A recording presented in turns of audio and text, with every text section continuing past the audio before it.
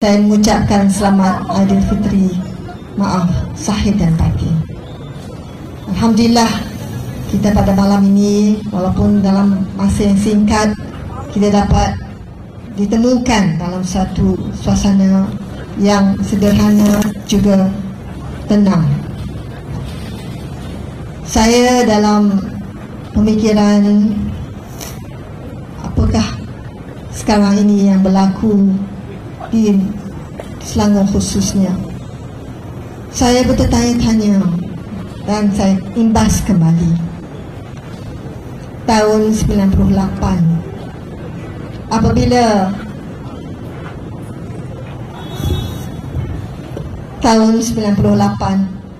apabila suami saya dipecat selepas merdeka 31 Ogos, dan berlakulah satu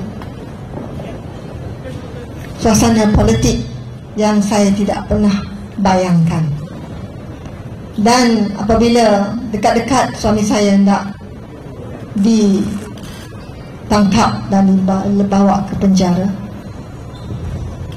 saya dipilih tanpa ada apa-apa pengalaman. Saya seorang doktor, seorang isteri, seorang ibu, tidak ada pengalaman dalam politik.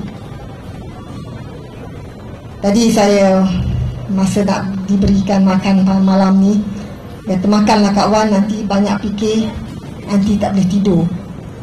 Saya tidak ada masalah, alhamdulillah, untuk tidur. Tapi isteri Gana Pati Rao, saya beritahu pada beliau, saya tak boleh tidur malam Anwar ditangkap 20 September 98. Saya tak boleh tidur. 3 kali kami diserbu dan rumah kami dikepung. Itu imbas kembali. Kita telah lalui politik di negara kita ini selepas itu, dan bangunlah rakyat atas kezaliman yang berlaku. Dan saya berterima kasih dan bersyukur kerana rakyat memberikan kita sokongan. Saya bangun dan melawan kezaliman. Saya nakkan keadilan. Memanglah ramai yang bersama-sama kita. Kalau tidak, kita tidak sampai ke tahap ini.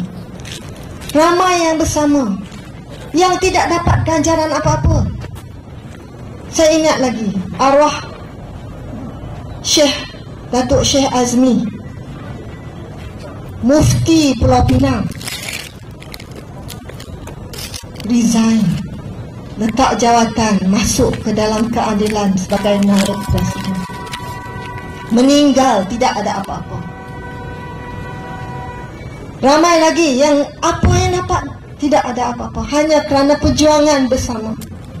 Tetapi ada juga yang baru masuk dan Allah anugerahkan tempat dan jawatan. Alhamdulillah. Sama-samalah kita berbangga dan kita merasakan bahawa biarlah ini perjuangan ini kita membuahkan sesuatu untuk kita sama-sama membela rakyat terbanyak. Sebab itulah kita bersama. Anwar Ibrahim keluar pada penjara, kita teruskan. Dan sekarang ini kita sampai ke tahap bagaimanakah cara mana kita nak lanjutkan. Biarlah kita dalam satu perjuangan ini bukan kerana jawatan, bukanlah kerana apa, tetapi kerana perjuangan. Memanglah jawatan itu penting. Memanglah saya tidak ada jawatan, Anwar pun tidak ada jawatan. Hanya pegangan pada prinsip bersama. Itu saja yang kita tawarkan. Itu saja semenjak 98. Apa yang Anwar ada? Tidak ada jawatan, tidak ada apa. Hanya kita mohon agar perjuangan ini, sokongan ini membawa kita kepada satu tahap politik, tahap governance, tahap tata kelola negara kita ini yang lebih baik. Itu saja. Kalaulah kita fikirkan bahawa kita perlukan perubahan. Kenapa? sekarang ini ada masalah dan adalah insya-Allah penyelesaiannya. Ini yang kita offer. Saya tahu, saya akui kalau mereka katakan saya tidak ada pengalaman, memang saya memang tidak ada pengalaman. Tidak ada pengalaman yang boleh memburukkan keadaan. Sama-samalah kita kalau kita nak buat perubahan ini. Kenapa? Untuk kebaikan, untuk penambah baikkan. Polisi yang baik kita akan kekalkan. Tetapi biarlah satu jamaah, biarlah ada syuranya, biarlah kita berganding bahu dan membincang cara mana yang lebih baik, yang terbaik insya-Allah bersama. Bukanlah ya, ini kerana nepotisme ni, Anwar ni nak bunuh bini dia, tak malu ke? Apa 98 bila dia letak saya, bukan tidak ada jawatan apa-apa, hanya sebagai ketua satu reformasi, gerakan reformasi. Itu saja. Sekarang ini apakah tidak boleh kita sama-sama dalam satu pasukan menawarkan satu servis kepada rakyat sama-sama? Saya ingat, bukan saya tak ingat perjuangan, pengorbanan, sumbangan semua orang. Tetapi yang mana yang dapat, alhamdulillah. Ada yang tak dapat, ada yang tidak dapat apa-apa. Staf City, apa dia dapat? Ikut saya sana, sakit lutut, sakit macam-macam. Tapi apa? Kerana dia bersama-sama dalam perjuangan. Jadi ini yang saya nak tawarkan pada tuan-tuan dan puan-puan. Penukaran jawatan pada saya tak penting.